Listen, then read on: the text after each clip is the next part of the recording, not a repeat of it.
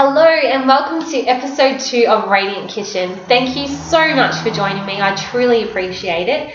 And I hope you enjoyed episode 1, especially for your chocolate lovers out there who got to see how much sugar is actually in some different chocolate and what the good options and the bad options are. It really surprised me, and I'm sure it will you too if you haven't watched it yet. So head on over and check it out. I hope you find it very informative. On today's episode, I will be talking about a myth of the week, which isn't so much a myth, but a question that I get asked lots by different people. I'll also be talking about a superfood of the week, which is cacao, and why you should choose it over cocoa powder. And finally, I will be talking about pasta, the good and the bad. I have 3 different kinds of spaghetti and fettuccine with me, and I will go through with you which are the good options, which aren't so good, and one that has very clever marketing but isn't really what it's cracked up to be.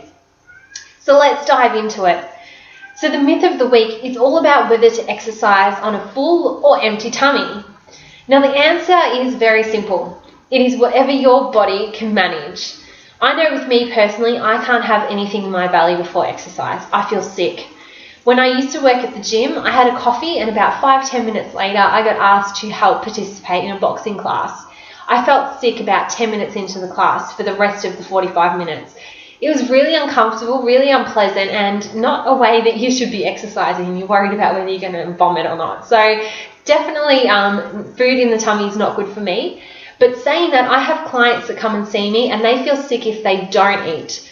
So when people ask me this question, I said, you need to find out. Unfortunately, you need to trial and error. So one session, have something and see how you feel. And then if you feel yuck, then try with no food and again, see how you feel. So it's all about figuring out what is best for your body. So unfortunately, I can't answer that for you. It is about trial and error. And unfortunately, if you try the thing that makes you feel sick first off, at least you know. I know how you feel. So just trial and error, figure it out, see which works for you and stick with that, because it will make you get through your session a lot more comfortable, I promise. Alright, let's go on to our superfood of the week. It is cacao. I love cacao powder. For those of you that don't know what it is unprocessed cocoa powder. So it is that beautiful chocolatey taste that you can add into your cooking. My favourite brand of cacao is raw cacao powder by Loving Earth. And it comes in a nice big tin like this. And this is available in any health food shops. Unfortunately, with cacao, you can't buy it from supermarkets, or not that I've come across anyway. So make sure you head to your local health food store and check out Loving Earth. I think they're brilliant. It's about $12.95 for this tub, and it lasts quite a while. So definitely look out for this. So I compared this Loving Earth raw cacao powder to Nestle's baking cocoa. So a lot of people want to know what the difference is. So cocoa pretty much is a processed version of cacao. So all the goodness that cacao provides you is taken out. So let's have a look what's on the nutrition panel of the cocoa here. So we've got energy, we have protein, we've got fat, we've got carbohydrates, and we have sodium. Now the nutrition panel on the cacao powder is very interesting. You've got your energy, you've got your protein, you've got your fat, you've got your carbohydrates, but you also have dietary fibre, potassium, phosphorus, magnesium, calcium, iron, and sodium. That is so many more minerals in cacao than in cocoa here. I know cocoa is definitely what Grandma used to use in her cooking and her chocolate cakes and all that type of thing. But if you want something that gives you goodness and still have the chocolatey taste, cacao is so worth it. You pay about $5 or $6 for a tub this big from the local supermarket, or $13 of like double the size. So it's really not that more expensive. It's about the same price anyway, and you get all the goodness. And I personally think that this tastes better than the cocoa powder anyway.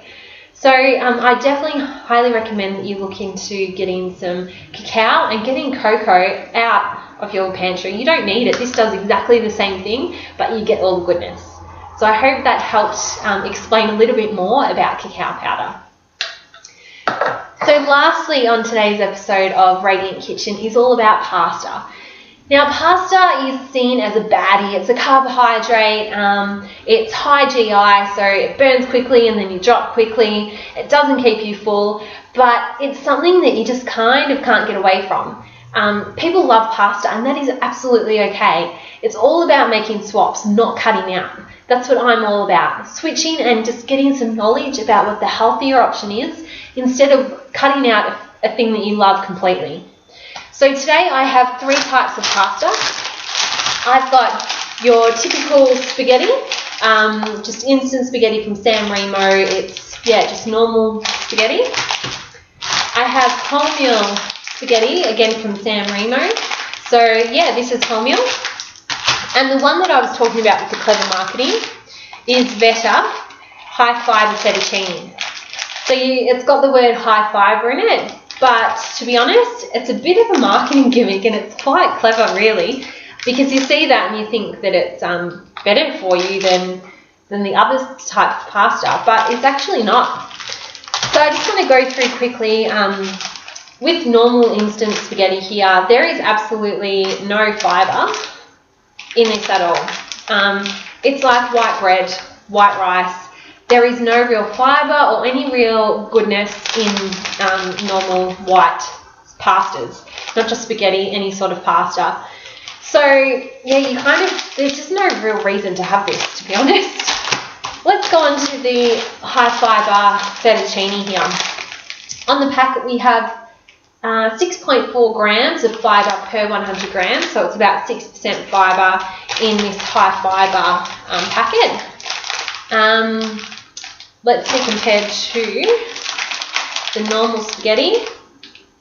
This one is the high fibre is lower in energy, which is always good. Not as much protein. There is more fat in the high fibre, but not much at all. And there's a little bit more sugar in this one. And there's a lot less sodium. So there's 38 milligrams of sodium in your normal spaghetti and only 7 milligrams in your high fibre. So a lot less salt, which is good for anybody. So your wholemeal pasta. This has a dietary fibre of 11 grams of dietary fibre, so a lot higher in fibre than the so-called high fibre fettuccine. Also, have a look. There's a bit more sugar, and there is 38 milligrams of sodium. So if you wanted lower salt, you would go the high fibre fettuccine. But if you want the goodness and fibre of pasta, you definitely want the wholemeal. So there is no real comparison between this and the white spaghetti.